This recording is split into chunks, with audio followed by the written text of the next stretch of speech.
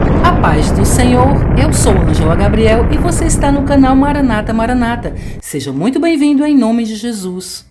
Existem espíritos imundos de prostituição que se montam nas pessoas e, sem que elas percebam, passam a vida inteira com elas.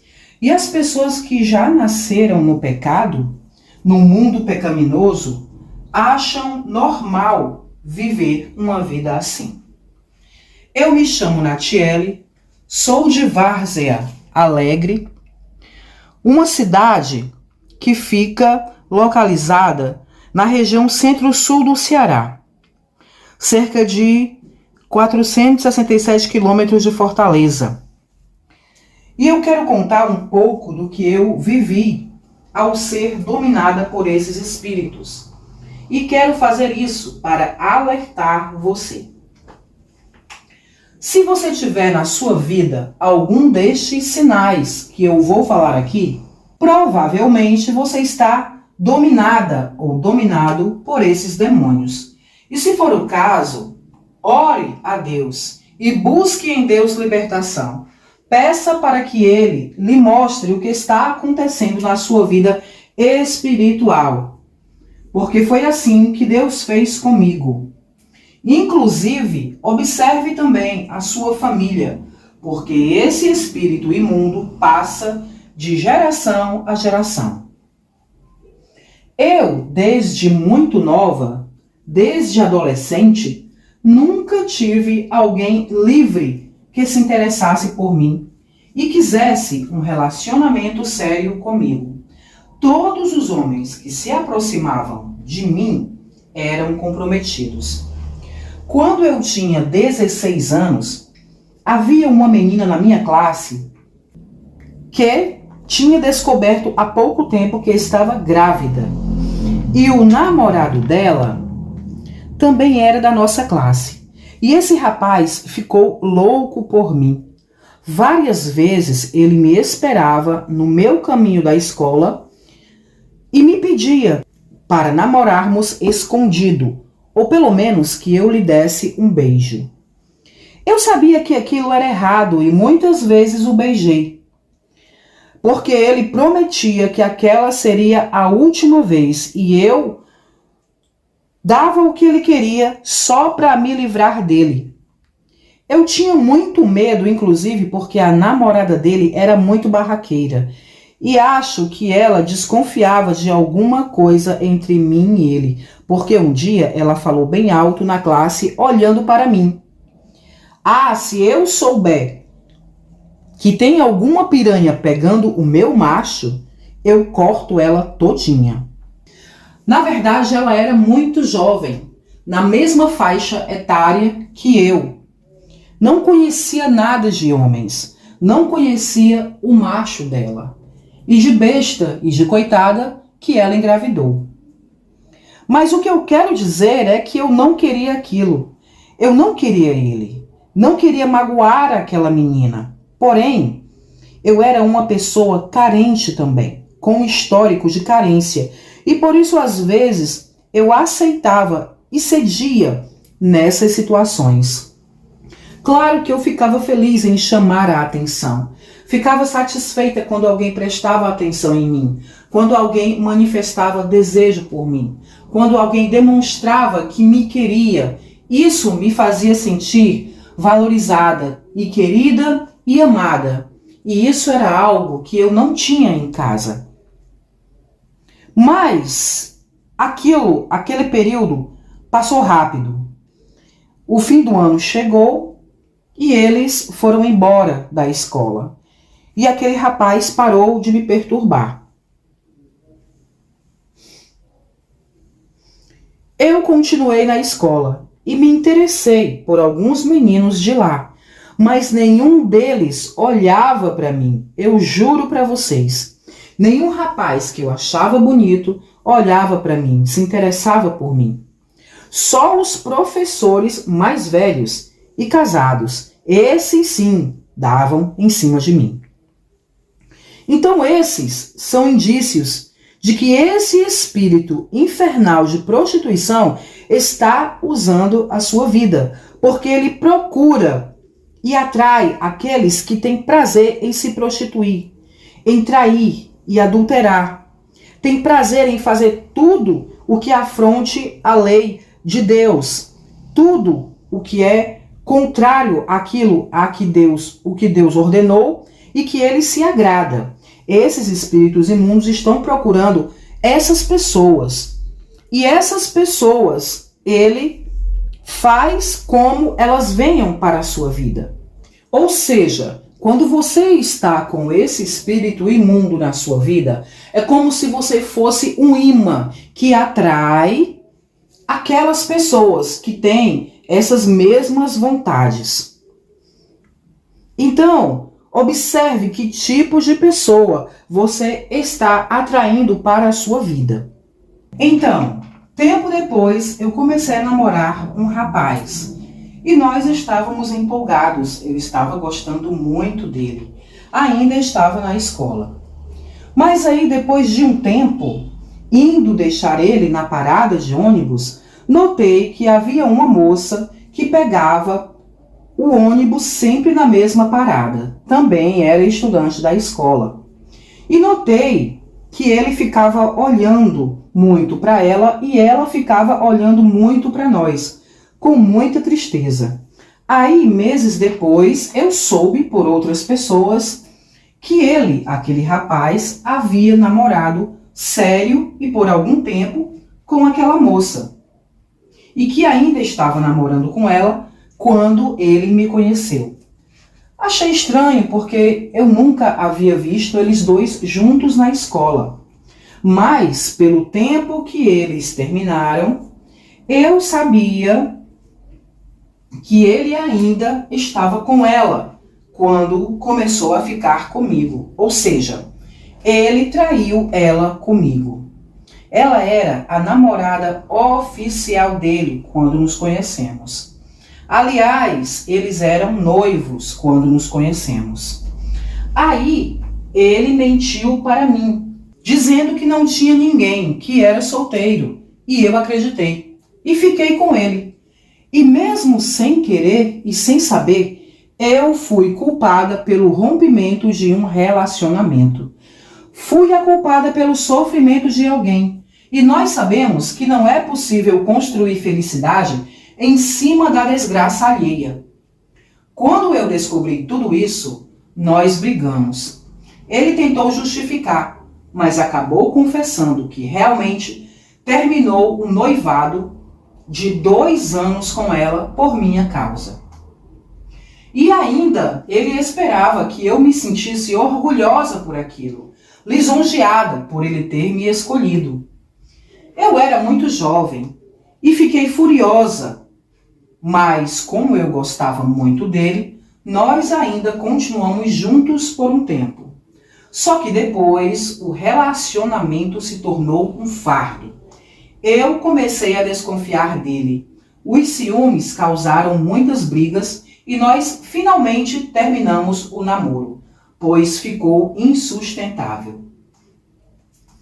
Pessoas que te fazem mentir, enganar, mesmo que seja indiretamente, também estão sendo usadas pelo mesmo inimigo, porque se eles não conseguem te fazer errar diretamente, por ti mesmo, eles vão te induzir ao erro de qualquer jeito. Nem que seja por associação, por participação, para ter do que te acusar, porque o teu inimigo é o acusador da tua alma. Então, ele mesmo prepara o laço e ele mesmo te acusa depois. Mas então, passado o tempo, eu comecei a me acostumar com aquela vida. Se só eram homens casados que apareciam para mim, então que fosse, eu comecei a pensar. Eles davam em cima de mim e eu caía, porque eu não sabia também que esse espírito era quem nos controlava. Outro sinal também é a sensualidade exagerada e adornos. Eu nunca fui uma pessoa legalista. Hoje, não sou uma pessoa legalista como cristã.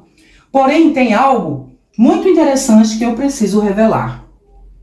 Quando eu era do mundo e namorava com homens casados, eu sempre usava muitos adornos. E os adornos que eu era levada a usar, que eu tinha vontade de usar, eram gargantilhas, argolas e pulseiras. Não sei se você percebe, mas todos esses adornos têm o mesmo formato de um círculo. Uma coisa infinita que não acaba nunca. A gargantilha, ela é um sinal de que você está preso. É uma corrente em que você está atada. Aquilo significa que você tem um dono. Significa que você tem um acordo com alguém. Por isso eu não podia deixar de usar. Se eu acordasse uma manhã e estivesse sem argola, ou sem pulseira, ou sem gargantilha, era como se eu estivesse nua. Eu não podia sair de casa sem aquilo. Eu gostava muito de usar. E era uma coisa sobrenatural. Eu era presa àquilo realmente. A sensualidade exacerbada. Roupas sempre muito curtas. Nunca usei roupas, quando era do mundo, que fossem mais compridas do que a metade da minha coxa. Sempre da metade da coxa para cima. Era dessa forma. E justas, roupas justas. E a maioria delas preta. E não, eu não quero demonizar a cor preta. Porém, a cor preta nos remete à sensualidade, porque torna você mais magro, mais vistoso, mais desejável. Acentua as suas formas e comunica prazeres escondidos. Isso que significava a cor preta para mim. Então era assim que eu vivia. Porém, aconteceu uma coisa impactante. E foi através disso que eu descobri que tipo de espírito me usava. Foi num dia em que eu saí para a praia com um rapaz. Ele era casado. E sim, a essa altura da minha vida já haviam se passado vários anos desde a escola. E eu já havia me relacionado com vários homens casados. Como eu já disse, aquilo havia se tornado natural para mim, de uma forma que eu não estranhava mais. Eu não esperava mais que alguém quisesse namorar comigo para casar. Não havia nenhum rapaz solteiro que tivesse boa intenção comigo. Então eu vivia naquela vida de uma forma já normal. Ou seja, eu havia normalizado o pecado na minha vida. Então, naquele dia, eu saí para a praia com um rapaz. Ele era casado. Para mim, era um passeio qualquer, com mais uma pessoa, enfim, tudo normal. Mas aquele rapaz dizia para mim que estava em processo de separação da esposa. Ele me falava que eles somente compartilhavam da mesma casa, mas que não tinham mais nenhuma intimidade. Aliás, essa conversinha eu já havia ouvido muitas vezes. Eles diziam que eles não dormiam mais na mesma cama, e eu acreditava, muito mais por conveniência. Na verdade, era cômodo para mim. Eu só queria sair de casa e me divertir. Eu, nessa época, já estava, como já disse, dessensibilizada com aquele pecado. E já não me importava se outra pessoa podia estar sofrendo por causa das minhas atitudes. Porém, aquele dia foi o dia que Deus escolheu para me dar um choque de realidade. Eu passei o dia passeando com aquele homem e no final do dia ele me deixou em casa e foi embora. Eu entrei em casa, sentei no sofá da sala e comecei a ver as fotos que eu tinha tirado de nós dois naquele passeio. Aí, olhando as fotos, eu comecei a notar que os nossos olhos nas fotos estavam sem luz, sem vida. Assim, uma coisa esquisita. A princípio, eu achava que era a nossa posição, ou a iluminação, não sei. Algumas vezes a foto tinha sido tirada contra o sol. E eu pensava que aquilo podia ter contribuído para aquele resultado estranho. Só que, à medida que eu ia vendo as fotos, eu comecei a sentir também uma sensação estranha, uns arrepios. Aí comecei a sentir a presença de alguém ou de alguma coisa ali comigo. Era como se tivesse realmente alguém ali do meu lado, olhando aquelas fotos junto comigo. Só que eu não conseguia ver, não conseguia enxergar ninguém. Aí comecei a ter medo, muito medo. E a coisa piorou, porque era noite e eu estava sozinha em casa. Então eu comecei a lutar contra aquele medo. Comecei a pensar, ora que bobagem, minha mente está criando coisas, minha mente está me pregando peças. Eu não estou com medo, não tem ninguém aqui comigo, que coisa. Só que aí apareceram fotos em que ele e eu estávamos com os olhos totalmente escuros. Ou seja, no lugar dos olhos só haviam 2 buracos escuros. Era horrivelmente estranho. Imagina, todo o restante da foto estava boa. O ambiente, os objetos, a paisagem, as pessoas ao fundo, tudo normal. Só a minha imagem e a imagem dele, que no lugar dos olhos apresentavam 2 buracos escuros. E aí, quando eu vi aquilo, eu desabei. Comecei a passar mal de verdade. O medo virou pânico, desespero, choro. Eu não sabia o que fazer, não sabia o que estava acontecendo, não sabia explicar.